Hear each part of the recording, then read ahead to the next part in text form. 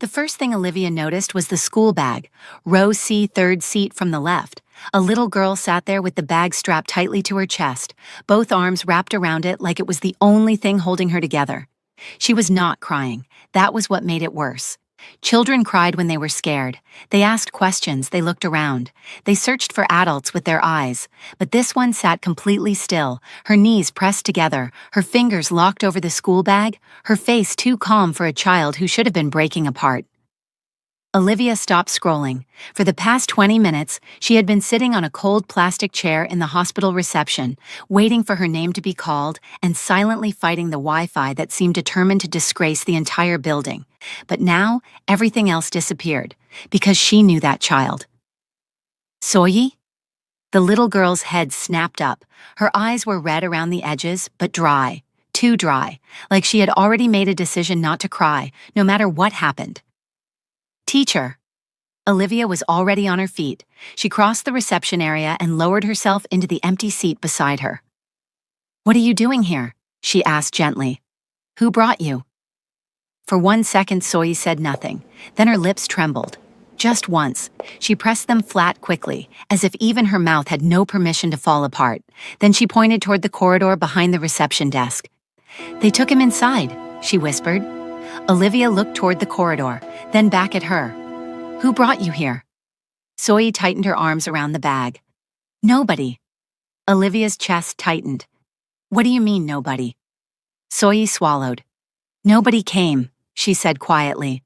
"So I brought him." Olivia stared at her. 8 years old, maybe 9. A school bag on her chest. A father somewhere behind those hospital doors, and nobody had come, not a driver, not a relative, not one adult from whatever powerful house sent this child to school every morning in the most expensive car in the car park. Nobody. Olivia slowly placed an arm around her shoulders. That was her mistake. The moment her hand touched Soyi, the little girl turned into her with a sound that barely escaped her throat. She grabbed Olivia with both hands, school bag and all, and held on like someone clinging to the last solid thing in a world that had started sinking. "Don't go," Soyi whispered into her shoulder. Olivia froze. "Please," the child said, her voice cracking now. "Don't leave us here." For a moment, Olivia could not speak, because this was the same little girl who forgot one sock on Tuesdays, the same little girl who sometimes came to school without food, the same little girl who always arrived in a car expensive enough to feed half the classroom for a month, and yet here she was, alone, holding a school bag like armor, begging her teacher not to leave her in a hospital. Olivia looked toward the corridor again, then she tightened her arm around the child. "I'm not going anywhere," she said, and the moment she said it, she knew. Whatever waited behind those hospital doors was no longer just Soyi's problem, it had become hers too.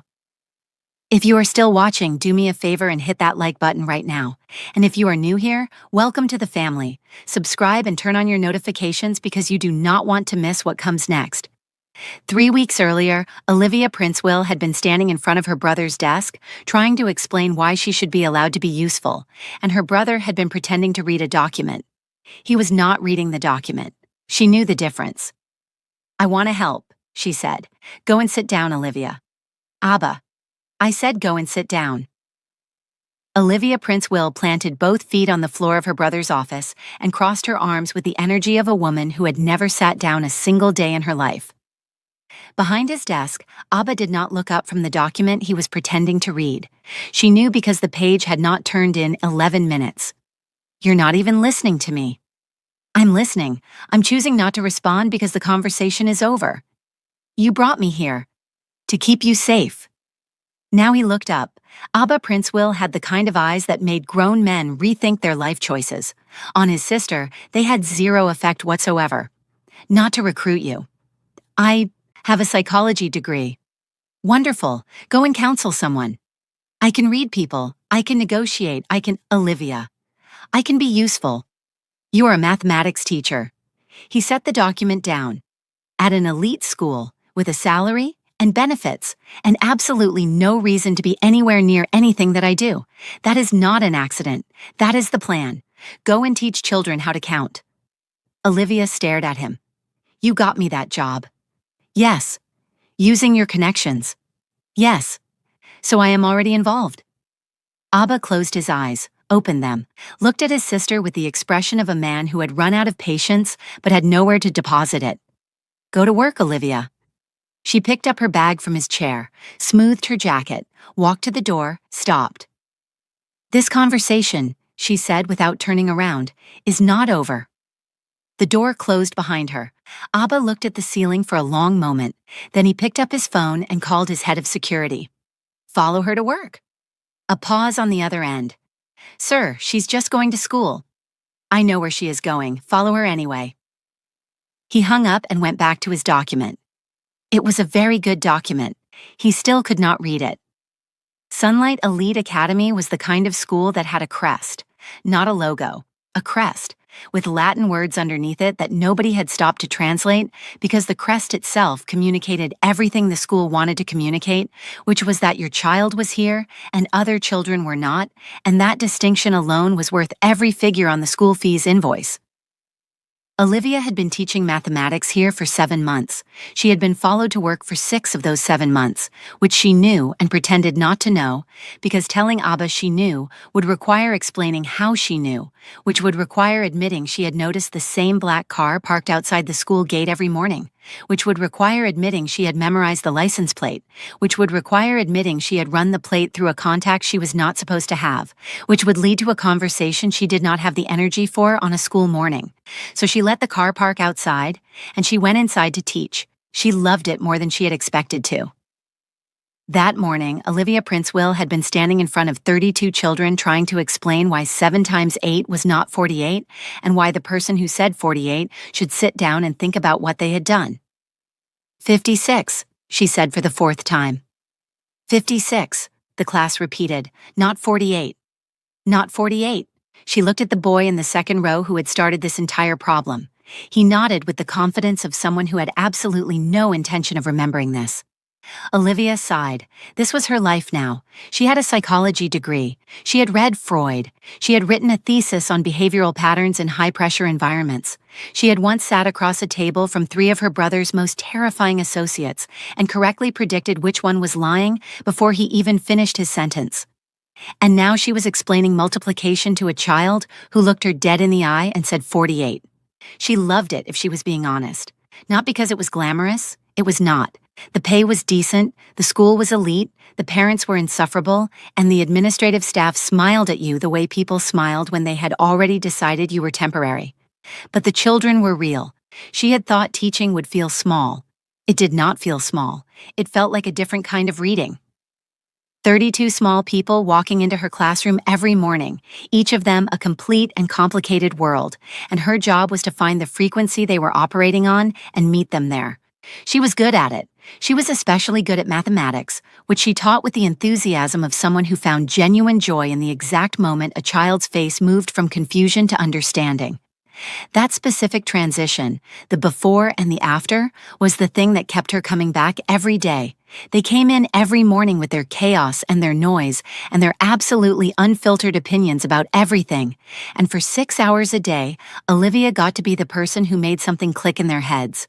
She got to watch the exact moment a child understood something they didn't understand before. That, she had decided, was enough. It had to be enough, because the alternative was going back to Abba's office and telling him she had changed her mind about staying out of the business, and that conversation would not end well for either of them. She was marking assignments at her desk when she noticed it the first time. Soyi's paper. The girl had scored 92 in the previous week's test. Clean work, structured thinking, the kind of answers that told you the child didn't just memorize but actually understood. But today's assignment was different. 3 questions left blank, 2 answered incorrectly. 1 answered correctly, but crossed out and replaced it with something wrong. Olivia looked up from the paper and found Soyi at her desk in the 3rd row, staring out the window at nothing in particular. She set the paper down. She told herself it was one bad day. Everyone had bad days. She herself had spent an entire Tuesday in university staring at a wall because Abba had called her that morning and said something infuriating, and she had spent 8 hours being infuriated about it instead of attending lectures. One bad day meant nothing, but then there was another bad day, and another, and then there was the Monday Soyi came in wearing a uniform that had not been washed over the weekend. Olivia could tell, because the uniform had a faint smell of last Friday still living in it, and because the collar was folded the wrong way, and because no child who had been properly looked after on a Sunday morning arrived at school on a Monday looking like they had dressed themselves in the dark, which Olivia suspected was exactly what had happened. She also noticed the sock situation. One sock, always one sock, sometimes the left foot, sometimes the right foot, as if Soy was rotating which foot got the privilege of being properly dressed. Her shoes were expensive. Her bag was expensive. Her car, the one that dropped her off every morning, was so expensive that the school security guard had started straightening his uniform whenever it pulled into the car park. But one sock was missing, and sometimes no food. Olivia had started keeping a small stash of biscuits in her desk drawer. She told herself it was for emergencies. She told herself it had nothing to do with the fact that she had watched Soyi sit through lunch break 3 times in 1 week with nothing to eat, too proud to say anything, just sitting there watching other children eat with the careful blankness of someone practicing not caring. She reported it to the proprietress on a Wednesday afternoon. The proprietress listened with the expression of someone who was listening but not hearing, nodded twice, said she would look into it, and then looked into absolutely nothing. Olivia followed up the following week. The proprietress said these things were sometimes sensitive family matters and that the school had to be careful about how it approached parents of this caliber. Olivia said she understood completely. She did not understand completely. She went back to her classroom and looked at Soy's latest test paper, which had started strong and then collapsed somewhere in the middle into the work of a child whose mind had gone somewhere the classroom could not follow, and filed it in the place she kept things she was not finished with. And she thought about what caliber meant and what it was worth when a child came to school on a Monday smelling like last Friday. She let it sit. She watched. She kept the biscuits in the drawer. But before we get ahead of ourselves, let us talk about Kingsley Bryan. Kingsley Bryan was Olivia's boyfriend, and Kingsley Bryan was the kind of man who made excellent first impressions. He was tall, well-dressed, and had a smile that arrived at exactly the right moment in a conversation and stayed exactly the right amount of time. He remembered names. He asked the right questions. He had a way of making you feel in the first 30 minutes of knowing him that you were the most interesting person he had met in a long time. The problem was the 31st minute. Olivia had discovered this slowly, the way you discovered a leak in a house. Not in one dramatic moment, but in small accumulating evidence that something was not as sealed as you had believed. The first sign had been the trip to her cousin's wedding. She had told him about it 3 weeks in advance. He had said he would be there. She had bought him a new tie. On the morning of the wedding, he had called at 9:45, the wedding was at 10, to say something had come up with work, and he was so sorry and she should go ahead, and he would join her later if he could.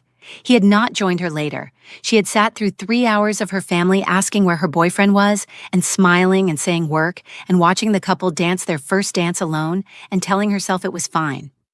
The second sign had been the conversation about her brother. She had told Kingsley about Abba, not everything, but enough. She had told him that her brother was protective and sometimes difficult, and that it would mean a lot to her if they could have a proper dinner, all 3 of them, and get to know each other.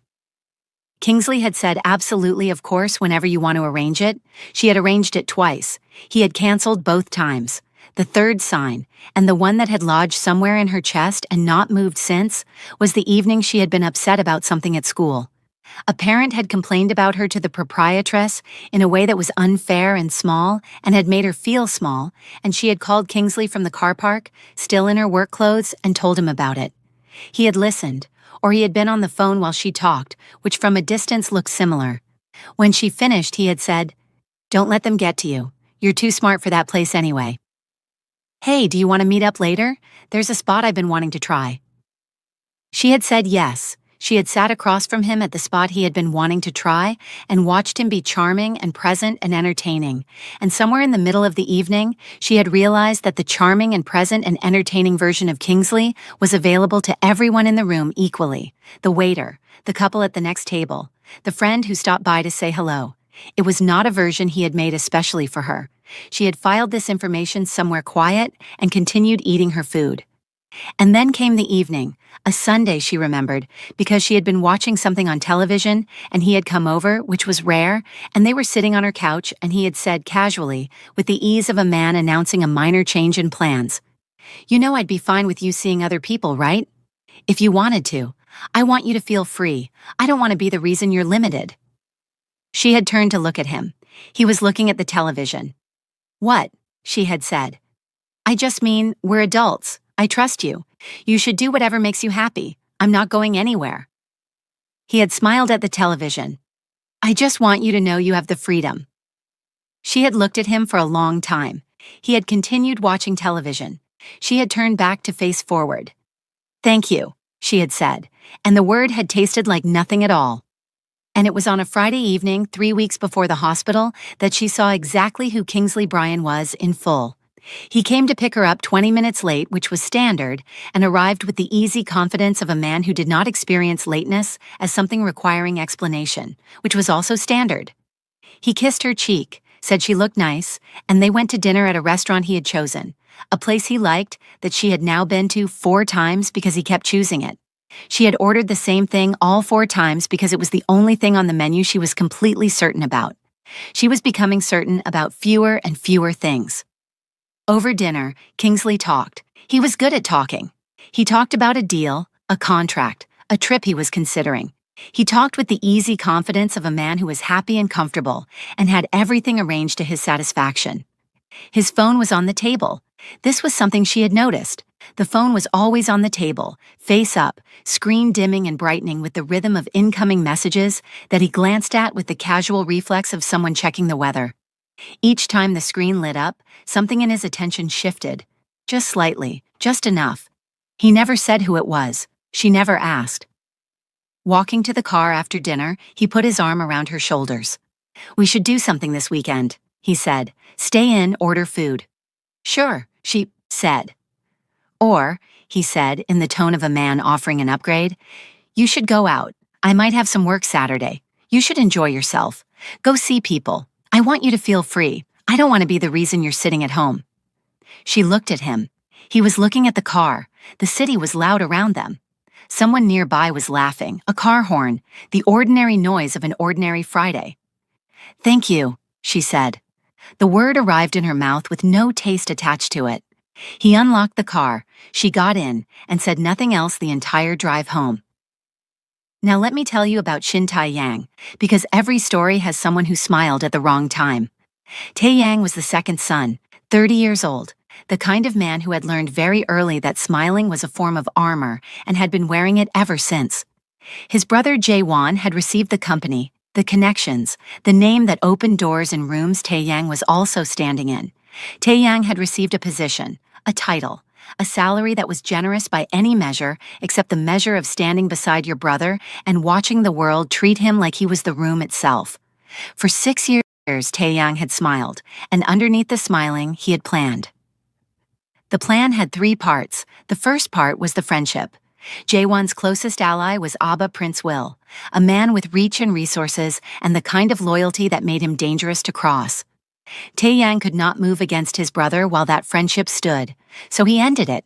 It took 8 months, a carefully constructed series of misunderstandings, a message relayed incorrectly here, a business matter handled in a way that looked like betrayal there, a mutual contact, trusted by both men, purchased by Tae-yang, who confirmed the worst interpretation of every ambiguous event. By the end of 8 months, Jaewon believed Abba had betrayed him. Abba believed Jaewon had betrayed him. Both men were wrong, neither knew it. The second part was the household. With the friendship gone and Jaewon isolated, Tae-yang began working inside the house, quietly, patiently, the right people placed in the right positions over the course of months. The driver, the housekeeper, 3 household staff members, all loyal to a salary Tae-yang paid from accounts that existed on no document Jaewon had ever signed. The nanny had quit 8 months earlier for reasons unrelated to Tae-yang. She had not been replaced because every candidate the agency sent was unsuitable in ways that were difficult to articulate but impossible to overlook, which was not a coincidence. Soyi had no one paying consistent attention to her. This was not an accident. The third part was the medication. Jaewon had type 1 diabetes, managed, stable, the kind of condition that millions of people lived with completely normally, the kind that asked nothing of you except consistency. The right insulin, the right meals, the right monitoring at the right times.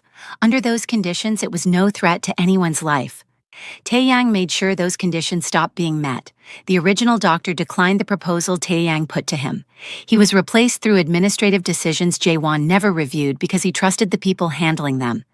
The new doctor did not decline. The medication was adjusted, subtly, gradually, the way water damaged a foundation, not in one dramatic event but in the slow accumulation of something that should not have been there. Jaewon's health declined. The household staff said nothing. The driver called Taeyang instead of a doctor. The housekeeper monitored other things entirely. Nobody came. Until a Saturday morning when a little girl packed her school bag, called a taxi on her father's phone, and sat in row C of a hospital reception and waited for the world to notice. Olivia called Abba from the corner of the reception, one eye on Soyi, who was watching her with careful, exhausted eyes. He picked up on the second ring. "I need your help," she said. "Are you hurt?" "I'm fine. There is a man here. His condition is serious. There is nobody with him except his daughter, and his daughter is 8 years old, and she has been sitting in this reception alone since morning. I need you to help me move him tonight." "Who is he?" She looked at the corridor, then at Soyi. "His name is Shin Jae-won." The pause this time had a shape. "Come home," Abba said. "What?" "Come home, now." "Abba, I just told you there is a child. I heard you. Come home." "I am not." The line went dead. She stared at her phone. Then she looked at Soyi, who was watching her with the patient attention of a child who had learned not to expect too much from adults. "Was that your father?" Soyi asked. "My brother." Soyi considered this. "Is he angry?" "He is always angry," Olivia said. "It is his personality." Soyi almost smiled. Almost. 20 minutes later, 3 of Abba's men arrived at the hospital. They were large, professionally dressed, and had the kind of faces that made other people in the reception suddenly find reasons to look elsewhere. One of them sat beside Soyi with the careful gentleness of a very large man trying very hard not to be frightening. The other stood by the corridor and said nothing to anyone. One of them walked to Olivia. "Mr. Prince Will says to come with us, Ma." Olivia looked at the man, then at Soyi, then back at the man. "Tell Mr. Prince Will," she said pleasantly, "that I will need a moment." She walked to Soyi and crouched to her level. "I have to step out briefly," she said. "These men will stay with you. Nobody will touch your father without your permission. Do you understand?" Soyi looked at the large men stationed around the reception like pieces on a board, then looked at Olivia. "You're leaving?" "I will be back," Olivia said. "I promise you. These men work for my brother and they will not let anything happen to you or your father." Soyi looked at the large man sitting beside her. The large man gave her a small nod. Soyi turned back to Olivia. "You promise?" "I promise." "They work for your brother?" she asked. "Yes." "Are they scary?" "To most people, very." Soyi held her gaze for 3 full seconds, the way children did when they were deciding whether an adult was telling the truth. Then she nodded. Olivia stood up without a word and walked out of the hospital with the measured steps of a woman who was not going home to be managed by her brother, and was driven home in a car she had not entered voluntarily. The sitting room of Abba Prince Will's house was the kind of room that made you want to behave. Everything in it was deliberate. The furniture, the lighting, the way the air itself seemed arranged. It was a room that said money quietly, the way truly dangerous things were always quiet. The problem was the 2 people standing in the middle of it. Abba was standing by the window when she walked in. He did not turn around. "Close the door," he said. "I already closed it." Now he turned. Abba Prince Will was not a man who looked like what he was. He was well-dressed, well-spoken, and had the kind of face that made people think he was reasonable right up until the moment they realized he wasn't. He looked at his sister the way he always looked at her, when she had done something he had specifically told her not to do, which was a look he had been practicing since she was approximately 6 years old. "Sit down," he said. "I'll stand." He exhaled through his nose. "You sent men to carry me out of the hospital." Olivia's voice was very calm. That was a dangerous sign. Abba had known this since she was 6 years old. The louder she was, the safer everyone was. The quieter she got, the closer you were to a serious problem. "I sent men to bring you home. From a hospital, where a child was sitting alone. That child is not your responsibility. She is my student. She is not your family." Neither were half the people you've gone to war for, Abba, but you showed up for every single one of them. The room went silent, the kind that had weight. Abba set his jaw. You don't know who that man is, he said. He is a father. He is sick. His daughter dragged him to a hospital alone because everyone in that house left him to die, and I am not going to stand here and— His name is Shin Jae-won. Olivia stopped. She looked at her brother, at the way he had said the name, flat, careful, like placing something fragile on an unsteady surface. You know him, she said. We were friends. He turned away. We are not anymore. What happened? It doesn't matter. It matters to me. Because I can't walk away. I promised that child I was coming back.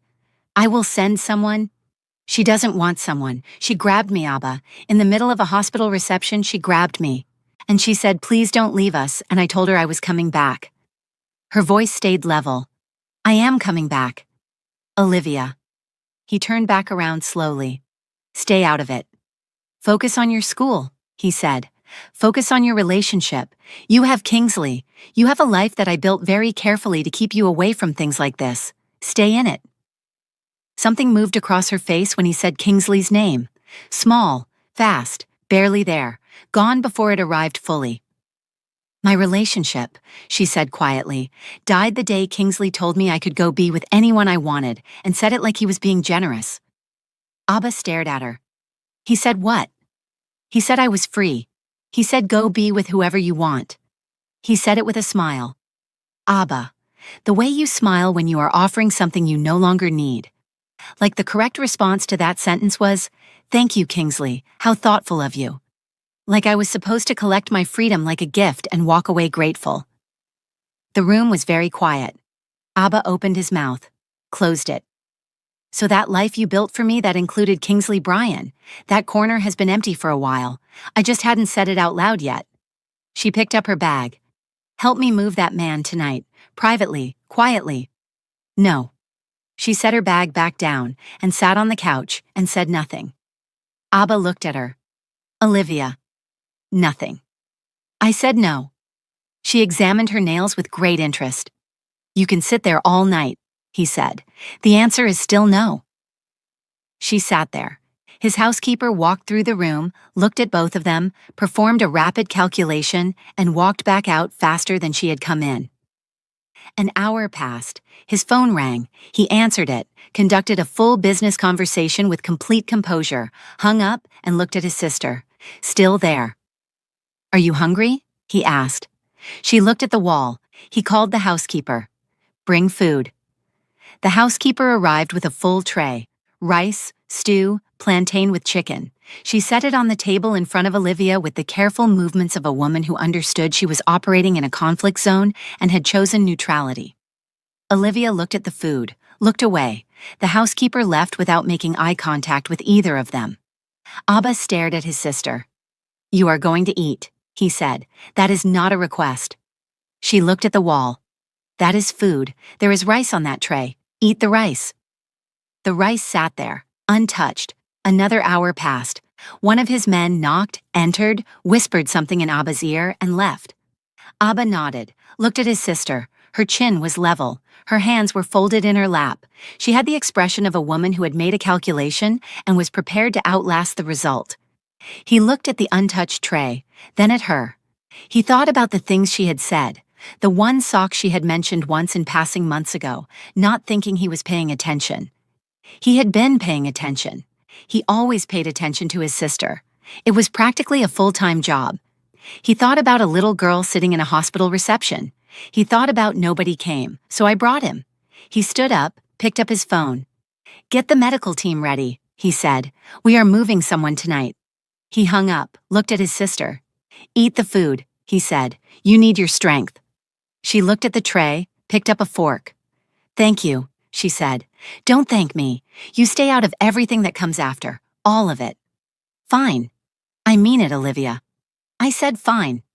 He watched her eat for a moment. You are the most exhausting person I have ever met, he said, and I have met genuinely dangerous people. I know, she said, and ate her rice. By midnight, Shin Jae-won had been moved. 3 vehicles, 6 men. a private medical facility with no public address, and a medical team that asked no questions and answered all of theirs. Within 2 hours, they understood what had been done to him. Within 4, they had begun reversing it. Soy had been brought to Abba's house. She sat at his dining table eating rice and stew that his housekeeper had prepared, still holding the school bag on her lap, watching everything around her with eyes that missed nothing. Abba sat across from her. He had been sitting there for 10 minutes, watching this child eat with the focused determination of someone who hadn't eaten properly in longer than she was going to admit, and he was thinking about several things simultaneously, none of which he was going to say out loud. "Your father is being taken care of," he said. Soyi looked up. "By good people? By the best people."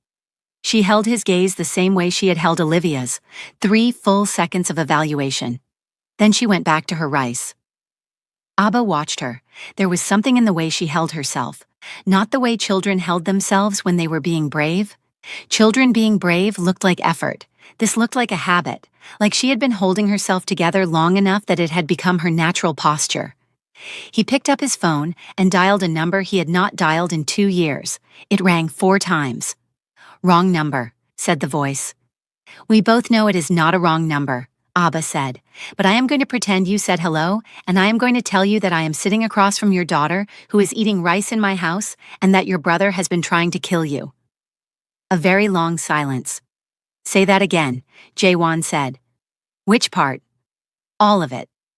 Abba said all of it. When he finished, Jaewon was quiet for a long moment. "How is she?" he said finally.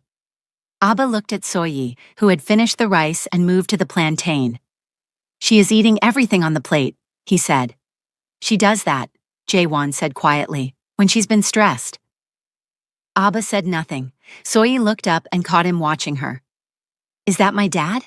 she asked. He held out the phone. She took it with both hands. "Dad." Whatever Jaewon said, only Soyi heard it, but something in her face went from carefully held together to something softer and more honest, the way a fist slowly unclenched. She handed the phone back. "He's going to be okay," she said.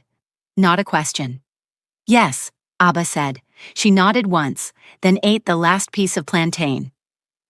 Taeyang found out about the transfer on a Tuesday. He had sent someone to check on his brother's condition. The person called back to report that the room was empty. The staff were apologetic and vague, and the patient had apparently vanished from that location entirely.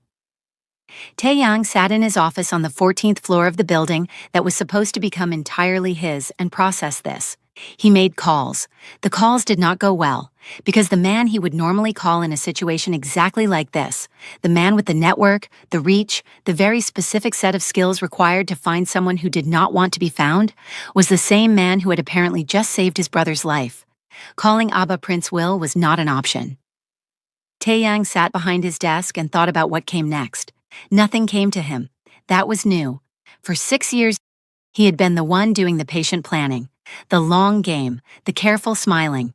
He had not planned for the mathematics teacher. He had not planned for the child in the hospital reception with the school bag on her chest. And now the brother he had spent 8 months systematically isolating had been moved to a location he could not find, cared for by people he could not reach, protected by a man he could not call. He poured himself a drink and sat with it, and began for the first time in a long time to understand what it felt like to be on the wrong side of someone else's plan. Shin Jae-won recovered the way people recovered when they had excellent medical care, genuine anger, and a reason to get up. The reason was small, 8 years old, and had started doing her homework at the foot of his bed every evening while he slept, so that he would see it when he woke up and know she had been there. He saw it every time. She came in quietly, set her bag down, took out her homework, and worked through it in the chair beside his bed while he slept. He knew she did this not because he saw it, but because he felt it, the specific quality of the room when she was in it. He never said anything about it, but he started waking up earlier.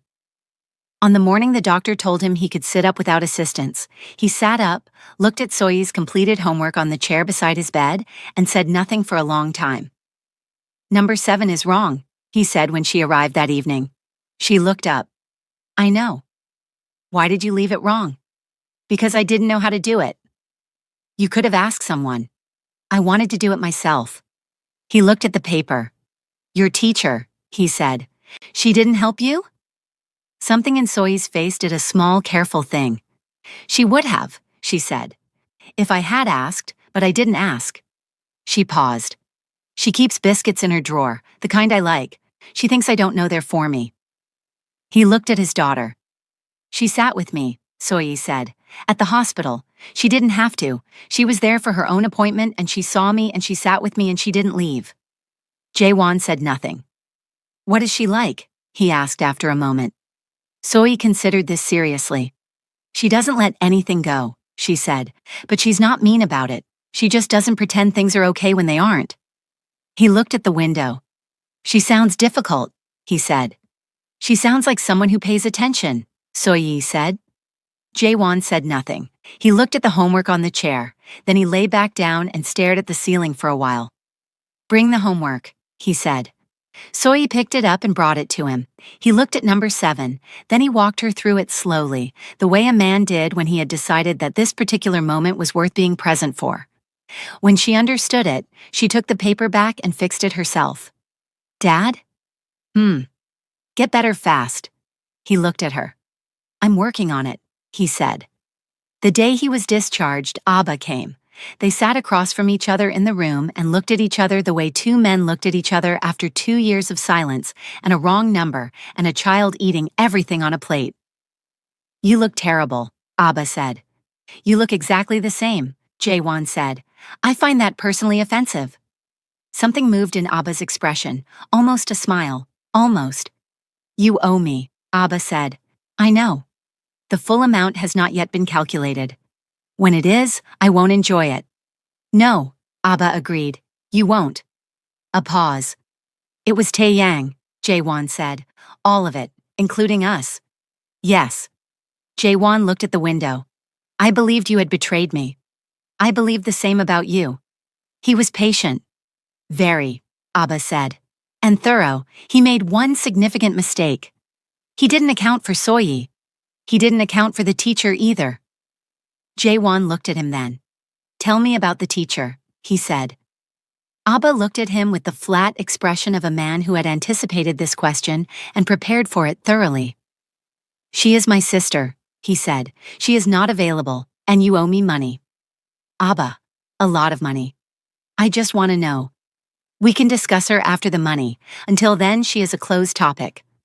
Jaewon held his gaze for a moment. Then something shifted. 2 years, he said. 2 years, Abba. I reached out 3 times in the first month alone. 3 times, and you didn't respond to a single one. Abba's jaw tightened. You reached out after you had already told 2 of our mutual contacts that I had stolen from you. After you had already... Because I had evidence. You had manufactured evidence, Abba said, his voice dropping to the specific low register that meant he was no longer being careful. Evidence that someone put in front of you and you accepted without question, without one phone call, without one conversation. 2 years, Jaewon.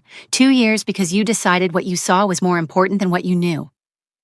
And what I knew, Jaewon said standing now, was that the only person who could have moved that money was someone with access, and the only person with that access was not me. I know that now. You should have known it then. Abba was on his feet. I built half of what you have. I stood beside you when your father's board tried to remove you. And I stood beside you when everyone said you were finished after the worry situation. Or have we forgotten that? That is not the same. It is exactly the same. It is nothing like the same, and you know it. They were very close now, the kind of close that had nothing to do with the size of the room, the kind of closeness that 2 men arrived at when years of unspoken things ran out of patience and decided to become spoken all at once. Jaewon's hand had curled at his side. Abba's had too. Neither of them was entirely aware of it. The door burst open. Soyi walked in with her school bag bouncing on her back, uniform slightly askew, one sock naturally, sitting higher than the other, and the expression of a child who had been looking forward to seeing her father and had arrived with the full force of that anticipation. She stopped, looked at Jaewon, looked at Abba, looked at the approximately 30 centimeters of charged air between them. There was a pause, a very specific pause. Then Jaewon straightened up, cleared his throat. Soyi, he said in the voice of a man who had been having a perfectly normal conversation. You're here. Yes, So-yi said slowly, still looking between them. Good. He smoothed his jacket. Come and sit down. Abba had already moved to the chair by the window. He was sitting in it with the composed stillness of a man who had been sitting quietly in that chair the entire time and had absolutely no idea what she thought she had walked into. So-yi looked at her father, then at Abba, then at her father again. Were you fighting? She asked. We were talking, Jae-won said. It looked like fighting. It was a discussion, Abba said pleasantly. Adults have discussions. It is completely normal. So-yi looked at the 30 centimeters between where they were both now standing and where they were currently pretending to have been. She said nothing. She walked to her father's bed and sat on the edge of it and put her bag on her lap and looked at both of them with the expression of a child who had filed something and would be returning to it later. I brought your medicine, she said to her father. The nurse said you need it at 5. Thank you, Jae-won said. You're welcome. She opened her bag. I also brought biscuits, the good ones. She held one out to Abba. Abba looked at the biscuit, then took it. Thank you, he said. You're welcome, she said. She ate one herself. The room settled into the specific quiet of 3 people who had all independently decided that the last 5 minutes had not happened and were committed to that position. Abba looked at Jae-won over So-yi's head. Jae-won looked back at him. Something passed between them. Not words, not quite forgiveness. Something older than both, the specific understanding of 2 men who had been through enough together that even 2 years and a near fistfight in a hospital room was not going to be the thing that ended it. Jae-won extended his hand. Abba looked at it for a moment, then took it. I'm going home, Jae-won said, and I have things to correct. I know, Abba said, starting with my brother. Yes. Abba stood, straightened his jacket, nodded at So-yi, who was still watching both of them with careful, knowing eyes, and walked to the door. He stopped, turned back. She kept biscuits in her drawer, he said, for So-yi, the kind she liked. She did that for months before any of this happened. He left before Jae-won could respond. So-yi looked at her father. He's talking about my teacher, she said. I know, Jae-won said. She's nice, So-yi said. I know, Jae-won said. So-yi ate another biscuit. You should meet her, she said casually. Jae-won looked at his daughter. So-yi looked at her biscuit and said nothing else, but the plan, as far as she was concerned, had already begun. Jae-won went home. The house was large and quiet in the way houses were quiet when the people in them had been pretending for a long time. He walked through it slowly. The housekeeper who passed him in the corridor did not quite meet his eyes. The driver asked about his bags with slightly too much cheerfulness. Jae-won noticed both things. He went to his study and made calls for 3 hours. By the end of them, 6 members of his household staff had been given their last day and a severance package that was more than they deserved. His replacement doctor received a different kind of call, one that ended with a legal threat so precise and thoroughly documented that the man sat down in the middle of it. Then Jae-won called his brother. Tae-yang answered on the first ring. Brother, he said warmly, I am so relieved you are. Come to the house, Jae-won said. A pause. Of course, when would? Now. Tae-yang came. He arrived in a suit that was slightly too well pressed for a man paying a casual visit to a recovering brother, which told Jae-won he had been preparing for this conversation. They sat in the sitting room, the same sitting room where Tae-yang had sat for years, and smiled. I know everything, Jae-won said. Tae-yang's expression did not change. He was excellent at expressions. I don't know what you think you... Everything, Jae-won said. The doctor, the staff, the medication, Abba. Silence. Anything to say? Jae-won asked. Tae-yang looked at his brother and said, It was the devil. The room was very quiet. I was in a dark place, Tae-yang continued. The enemy used me. I am not proud of it. I have been praying. The same devil that directed you is the one that will be directing everything that happens to you next. Tae-yang stopped. Whatever I do to you from this point forward, the devil made me do it. Since neither of us can see this devil, neither of us can be held accountable. So whatever comes next, whatever you lose, whatever happens to everything you spent 6 years building, the devil did it, not me. And do not mistake any of this for us being settled. We are nowhere near settled. You will spend the next several years understanding exactly how far from settled we are. He stood. Get out of my house, he said pleasantly. Speak to my lawyer about the shares. He is expecting your call. Taeyang left. He did not look like a man who had been planning for 6 years. He looked like a man who had just discovered that the plan had ended. 2 weeks later, Jaewon called Abba. I want to thank her, he said. A pause. Thank who? Abba said. Your sister. A longer pause. For what purpose exactly? I just told you to thank her. You can send flowers, Abba said. I will pass them along. I want to do it properly, in person. She has an address. Send a card. Abba. A very nice card. I will make sure she reads it. I want to take her to dinner. The pause this time was the kind that had a temperature. You want to take my sister to dinner? Abba said, to thank her. Just to thank her. Yes. Because you owe her gratitude. Exactly. And this dinner is strictly about gratitude. Abba. I am confirming the purpose of the dinner. Will you help me or not? A longer pause. It will be in public, Abba said finally. A proper restaurant, not somewhere small and private where things can be misinterpreted. I will choose the venue. Fine. And I will be there. I expected nothing less. And you still owe me money. This dinner does not reduce that amount in any way. Noted. Good. A pause. I'll make the reservation. He made the reservation at a restaurant with a French name that nobody pronounced correctly and nobody tried to. The restaurant was called something in French that Olivia could not pronounce and did not try to. It was the kind of place where the menu had no prices, which meant either they trusted you to afford it or they were going to surprise you at the end in a way that required several minutes of private recovery.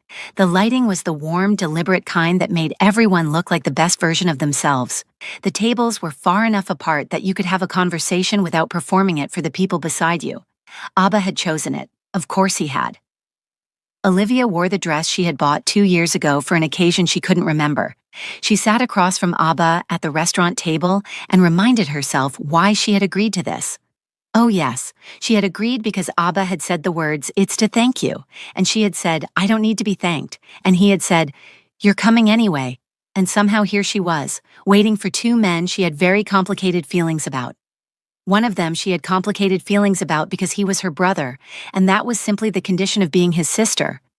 The other one she had complicated feelings about because she had spent weeks helping to save his life without ever meeting him, and now she was about to meet him, and she was not sure what the correct facial expression was for that.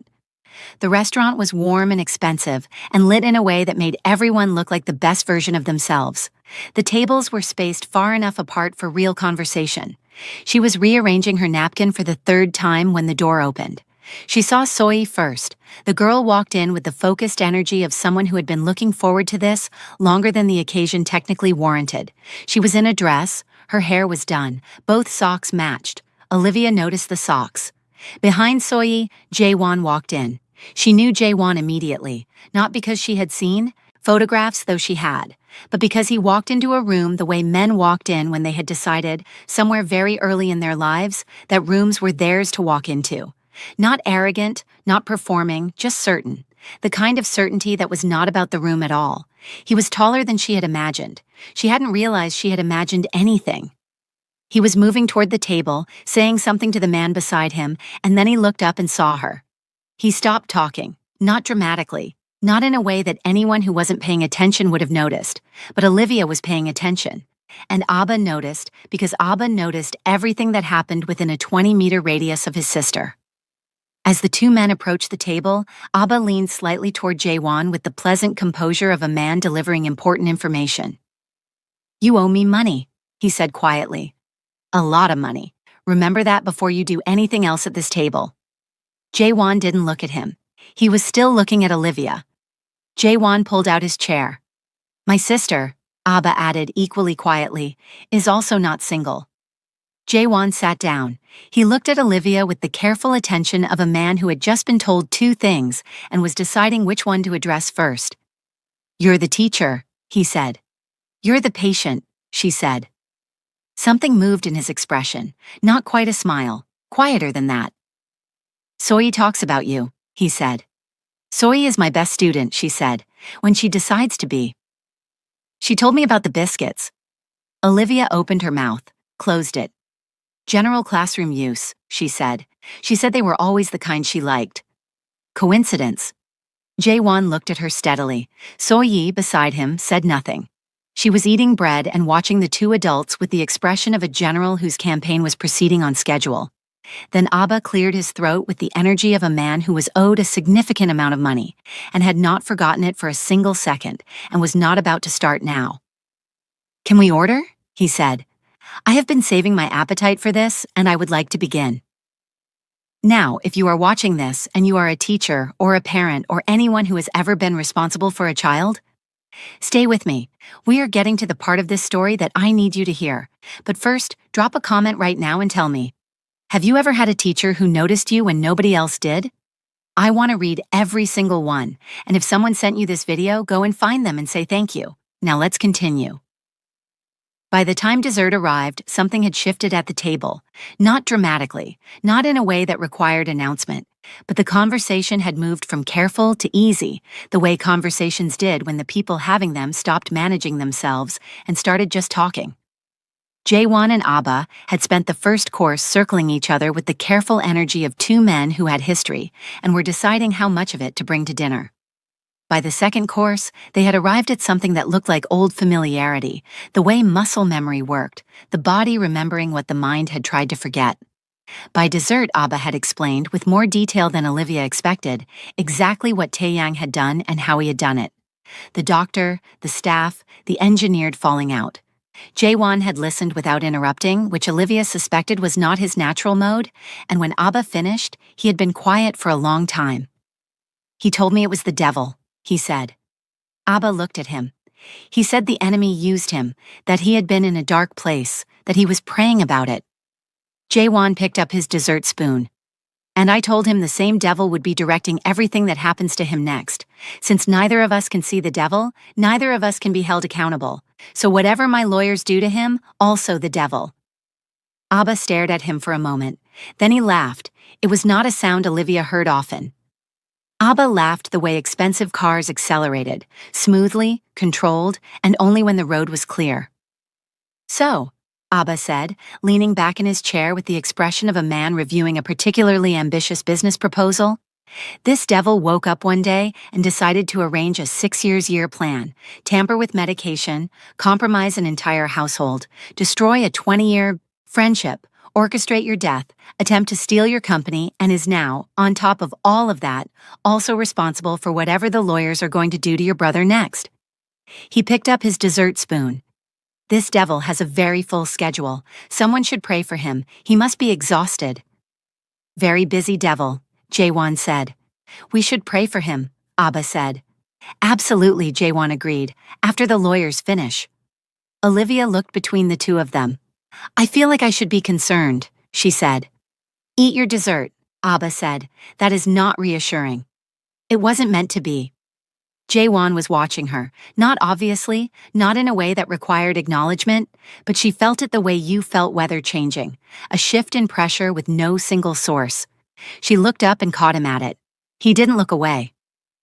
"Soy tells me you are a mathematics genius," he said, as if this explained the look entirely. "I'm told you're a billionaire," she said. "Neither of us has been formally introduced to our reputations." The thing that was almost a smile arrived and stayed a little longer this time. Abba looked between them. "I would like everyone to remember," he said pleasantly, "that I am owed a significant sum of money, that my sister's personal life is not a topic for this table, and that this dessert is excellent." Nobody responded to this. Jaewon ate his dessert. So-yi, beside him, ate her dessert with the satisfied expression of a child whose work was going extremely well. He called 3 days later, about So-yi's homework. She knew it was not about So-yi's homework. She explained the method for number 8. He said thank you. She hung up. He called 4 days after that, about the school's parent-teacher meeting schedule. She explained the schedule. He said thank you. She hung up. He called on a Saturday evening when she was sitting on her couch eating plantain directly from the paper towel she had laid it on to drain, a private practice she maintained with conviction and would deny under sworn testimony. "I want to take you to dinner," he said. She set the paper towel down. I'm in a relationship, she said.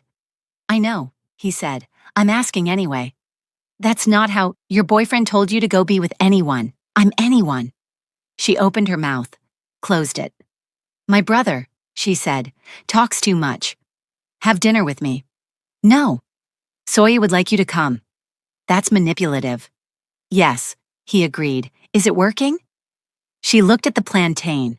She thought about Kingsley, who had not called in 4 days, who had last called to say he was traveling and ended the call in under 4 minutes, who had not mentioned when he was coming back. I'll think about it, she said. The car will be there at 7. I said I'll think about it. 7, he said. She hung up. The car was there at 6:58. She told herself she was only going because of Soyi. Soyi was not at the dinner. What followed was not a simple thing, and Olivia did not pretend otherwise. Jaewon was not Kingsley. She had known this from the restaurant. She had known it from the calls. She had certainly known it from the dinner that was not about Soyi at all, where he spent the evening paying attention to her in the specific way of a man who had decided she was worth it and was not going to be subtle about it.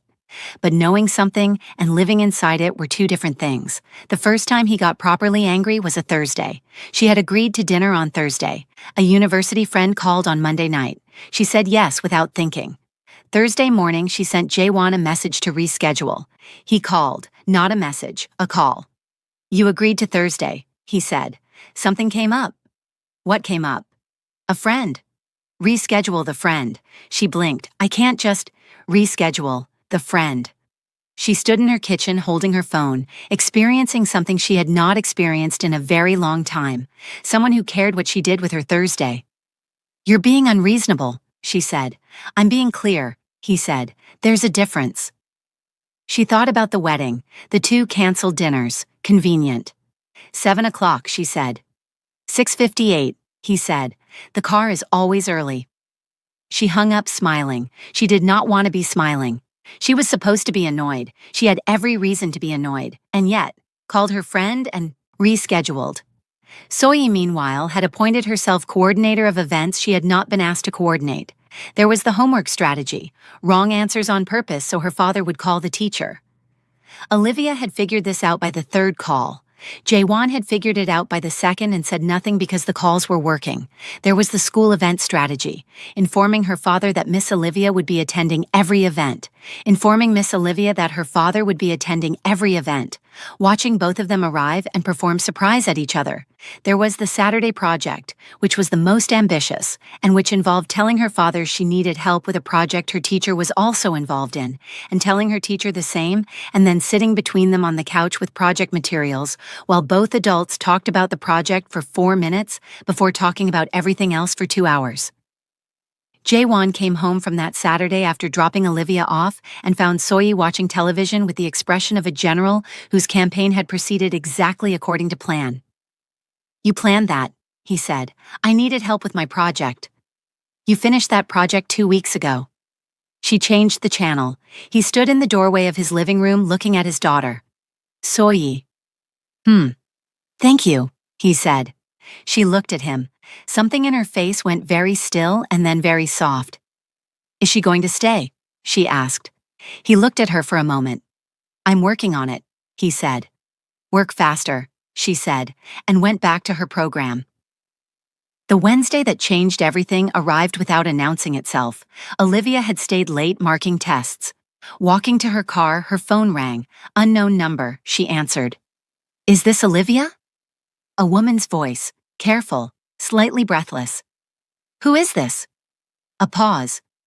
I think we should meet, the woman said. They met Thursday at a coffee shop.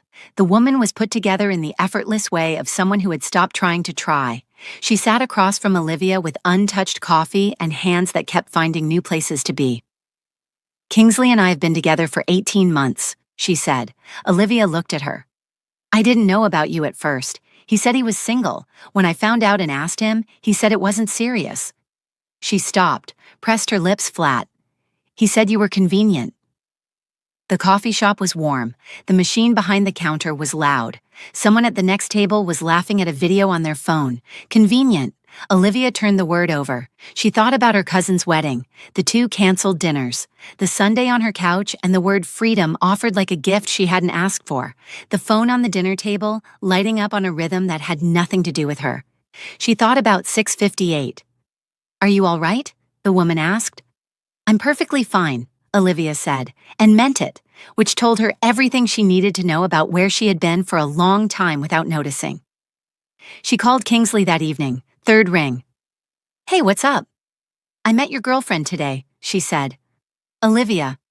She seems nice, very informative conversation." Look, it's complicated." "It is not complicated," she said. "You have been with her for 18 months. You told her I was convenient." She kept her voice level. "I would like to formally release you from the inconvenience. We are done. I wish you well." She hung up before he found the right sentence, sat on her couch for a moment, picked up her phone, called a different number. It rang twice. "The car at 7?" Jaewon said, and she could hear everything in his voice that he was not saying. "Don't be smug," she said. "I'm just answering the phone." "Send the car," she said, and hung up. The car arrived at 6:58. She noticed that. He set it on a Friday evening on the terrace, the city doing the thing it did at night when everything looked beautiful and temporary. "I think we should get married." She turned to look at him. He was looking at the city. "Just like that?" she said. "I've been thinking about it for 3 months. And you're telling me now." "I'm telling you now." She looked at the city too. She thought about 6:58, about Thursday, about biscuits in a drawer for a child who had never asked for them but needed them. She thought about Kingsley saying "you're free" in the voice of a man releasing something he had already let go of long before he said it. "Jaewon. Olivia. Don't push this." "I'm not pushing. I'm telling you what I want." "You're doing both." He was quiet. "What are you afraid of?" he asked. She looked at the city. "Give me time," she said. He looked at her for a long moment. "Okay," he said, and looked back at the city, and did not push.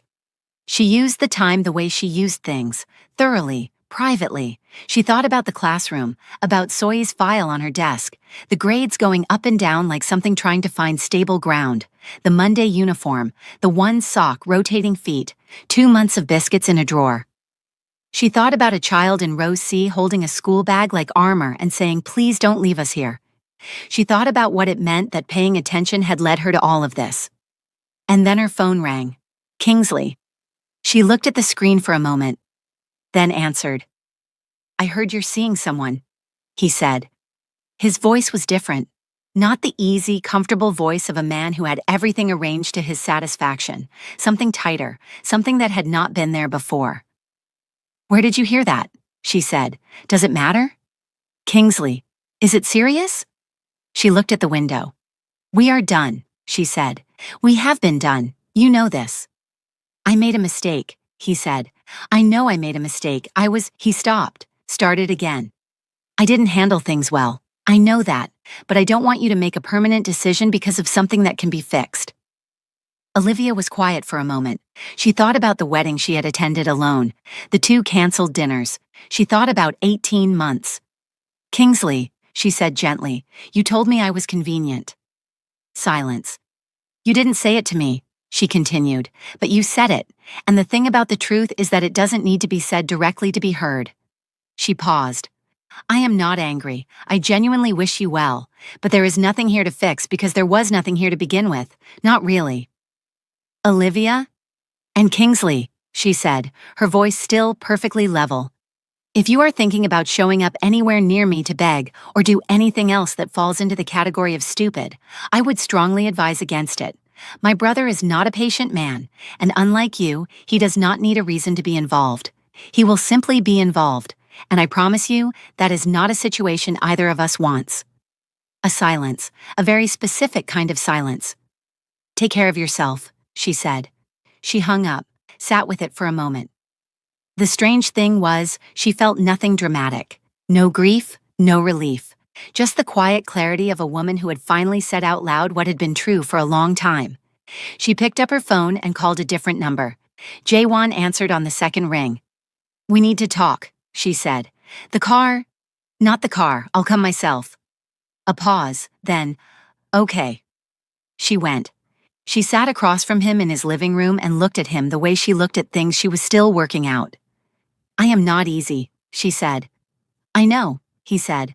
I am stubborn and I have opinions about everything and I do not back down. I know. And you are possessive and authoritative and you called me 3 times in one evening because I was 20 minutes late responding to a message. You were 40 minutes late. It was 20. Olivia. It was 20 minutes, J1. He looked at her. Fine, he said. 20. She looked at him. This is going to be complicated, she said. Everything worth having is complicated, he said. You're going to drive me mad. Probably. And I am going to drive you mad. You already do, he said. Daily, I find I don't mind. She looked at him for a long moment. He looked back at her with the steady patience of a man who had decided and was waiting for her to finish deciding. If we do this, she said, we do it properly. I never suggested otherwise. And you stop sending the car without asking me first. Absolutely not, he said. J1, the car will continue to arrive at 6:58. That is non-negotiable. She opened her mouth, closed it, looked at him. Something moved in her chest that she had stopped trying to name months ago. Fine, she said. The car can stay. Almost smiled. Good, he said, because it was going to stay regardless. She stood up to leave. Olivia. She stopped. Say it properly, he said quietly. Not fine, not we'll see. Say it properly. She turned around, looked at him standing there. This man who sent cars at 6:58 and got angry about Thursdays and had a daughter who orchestrated entire operations just to get her teacher to sit on a couch for 2 hours. Yes, she said. The word arrived differently this time, not to the marriage, not yet, but to him, to this, to the car at 6:58 and the man standing in front of her who had decided she was worth the trouble and was not going to pretend otherwise. Full, certain, like something that had always been true finally being spoken out loud. He nodded once. The car, he said, will be there at 6:58. I know, she said, and left before he could see her smiling. She called Abba on a Sunday morning. I'm going to say yes, she said. A pause. To which part? He said. All of it. A longer pause. He still owes me money, Abba said. I know. A lot of money. I know, Abba. I want it noted, he said carefully, that I am happy for you, and that he owes me money. Both things are simultaneously true. Both things are simultaneously true, she agreed. She could hear him almost smiling. He's a good man, he said quietly. Annoying, but good. Very annoying, she agreed. Don't tell him I said the good part. I won't. She hung up. Abba sat with his phone for a moment after the call ended. Then he dialed J1. She called me, Abba said when he answered. I know, J1 said. You owe me money. Abba. A significant amount. I want it on record. It's on record. A pause. About the money, J1 said. I've been meaning to discuss. You are not going to pay it, Abba said. Silence. You are never going to pay it, Abba continued. We both know this. I know this. You know this. The money is not the point. Then what is the point? J1 said. The point, Abba said, is that I am owed. Whether I collect or not is entirely my decision, which means you will spend the rest of your life knowing that I can bring it up at any moment and there is absolutely nothing you can do about it. A pause. That is, J1 said slowly, genuinely diabolical. Yes, Abba agreed pleasantly. Take care of my sister. He hung up, and for the first time in a long time, sat back in his chair and did nothing at all for several minutes, which for Abba Prince Will was the closest thing to peace. Before the wedding, J1 did something quietly and thoroughly that nobody outside a small circle knew about until it was already done. He had been reviewing his company's trust portfolios when he came across something that made him sit very still for a long time. Sunlight Elite Academy. 80% of its operational funding ran through a trust connected to his company. Had been running that way for 6 years, established by his father as part of a community investment initiative that J1 had inherited without reviewing closely, because there were 1,000 things he inherited without reviewing closely, and this had not seemed urgent. It seemed urgent now, He requested the school's full administrative records. He read them over 2 evenings. He found Olivia's report about Soyi, filed on a Wednesday, followed up the next week, marked and reviewed by the proprietress. No action taken, no record of any follow-up with parents, no record of any welfare check, no record of anything except 2 neat signatures confirming that the report had been received and set aside. Found 4 other reports from other teachers about other children, all filed within the last year. All of them were marked and reviewed. None of them acted. He put the files down. He picked up his phone. He called his lawyer, then his accountant, then the board of the trust. The conversations were brief and to the point. By the end of the 3rd call, the path was clear. He used his controlling position in the trust to trigger a full acquisition. The school did not cease to exist. It changed hands. Within 3 weeks, the proprietress and her entire management team had been thanked for their service and relieved of it. He brought in a new management team, not just administrators. People who understood that a school was not a building with fees and a crest.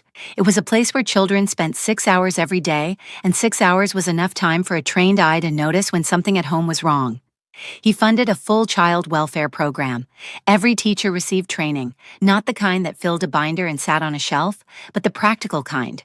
How to notice, how to document, how to act, how to follow through when the administration did not.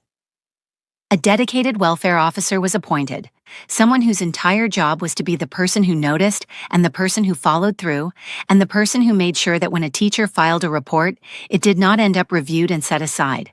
He funded it entirely. He told nobody except his lawyer and his accountant. Olivia found out from Soyi. Soyi mentioned it the way she mentioned most things, sideways, while doing something else. They changed everything at school, she said one evening, doing her homework at the kitchen table.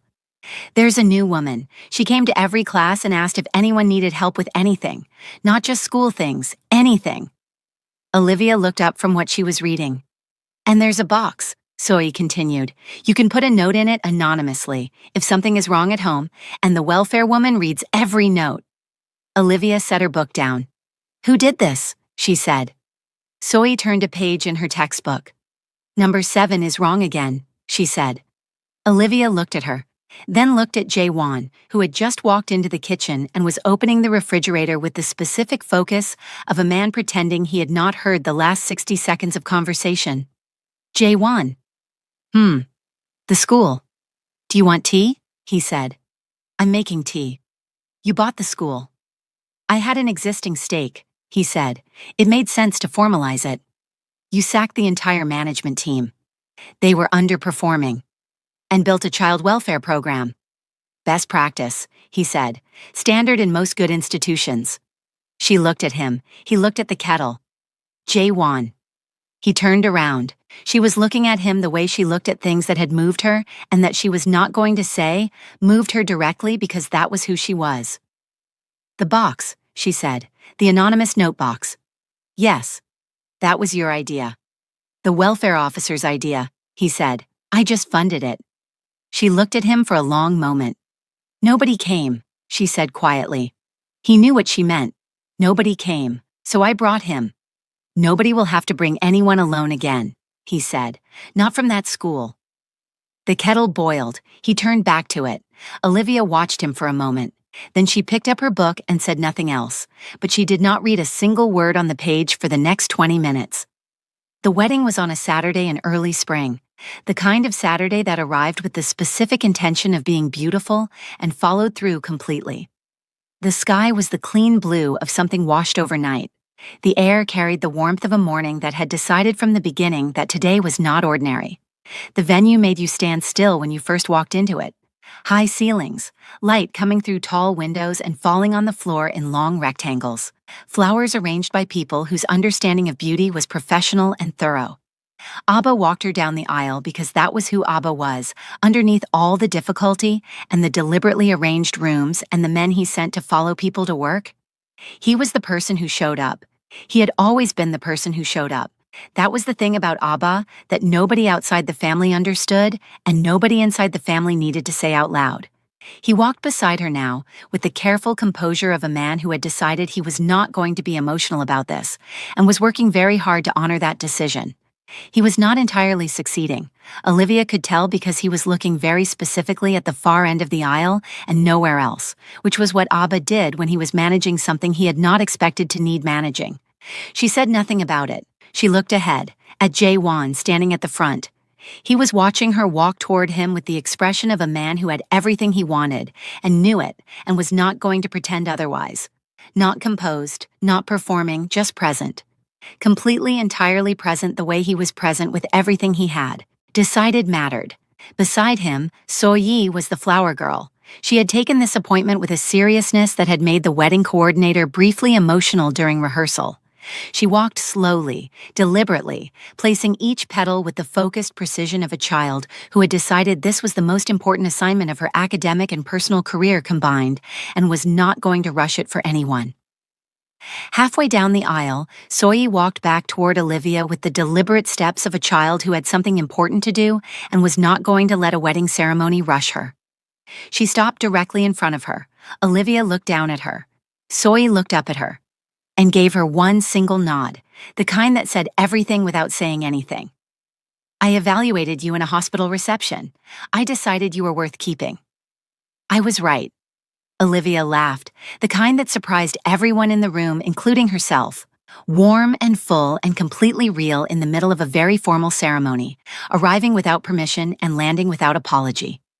Jae-won, standing at the front, looked at her with the expression of a man who had decided some months ago that this was the woman he wanted to spend his life watching laugh, and was finding in this moment that he had been absolutely correct. Abba, walking beside her, said quietly, "He still owes me money." Abba. Even today, on this specific day, the debt does not pause for weddings. "Walk me down the aisle," she said.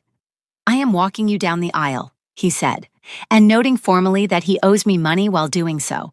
Both things are possible simultaneously. She tightened her hand on his arm. He covered her hand with his, and walked her the rest of the way in silence. The ceremony was the kind that felt both long and short, the way significant things did. They said what needed to be said. They meant what they said. The room was full of people who had come to witness it, and witnessed it properly. When it was done, Jae-won looked at her. She looked back at him. 6:58, he said quietly.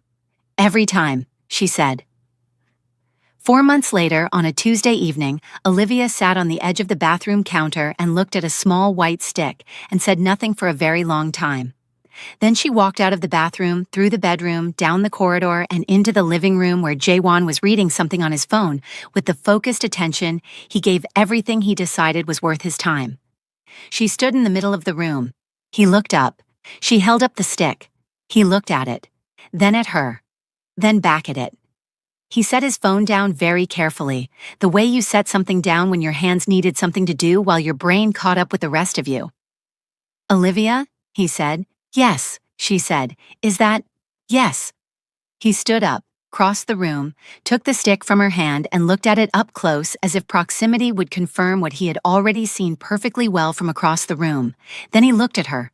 She looked back at him with the expression of a woman waiting to see what a man who was authoritative and possessive and composed about everything did when the one thing he had not controlled arrived on a Tuesday evening in a bathroom. He put both hands on her face, said nothing, just looked at her. And for the first time since she had known him, Shin Jae-won had absolutely nothing to say. She almost felt sorry for him. Almost. 6:58, she said quietly. Something broke open in his expression.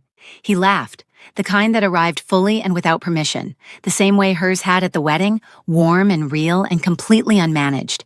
He pulled her in and held on, and she let him because this was the kind of moment you let people have without commentary. They stood there for a while. So-yi found out on a Saturday morning. Not because she was told, because she was So-yi. She had been watching Olivia for 2 weeks with the focused attention of a child who noticed things and filed them and drew conclusions without announcing them. The way Olivia had stopped drinking coffee. The way she sat down slightly more carefully than usual. The way she paused sometimes in the middle of a sentence as if her body was sending her information that required processing. So-yi had processed it. She waited until they were all at breakfast. Jae-won reading the news, Olivia eating toast. with the focused dedication of someone who had decided that toast was today's safest option. And then she looked up from her cereal and said, without any preamble whatsoever, "Is it a boy or a girl?" The table went very quiet.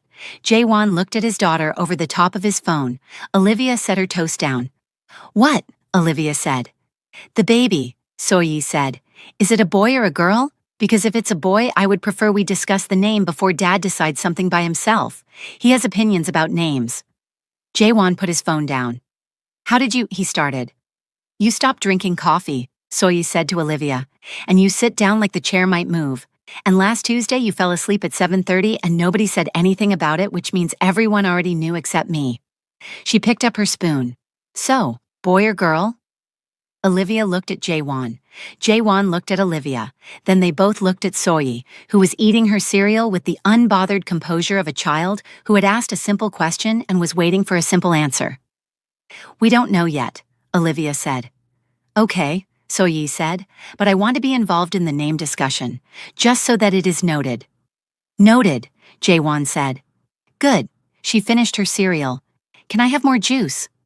Olivia looked at this child who had sat in row C of a hospital reception with a school bag on her chest and both arms locked around it and had said, "Please don't leave us here," who had orchestrated homework strategies and school event ambushes and Saturday project operations, who had given her one single nod at a wedding that said, "I was right about you," who had just found out she was going to be a big sister and responded by immediately requesting involvement in the name discussion and asking for more juice.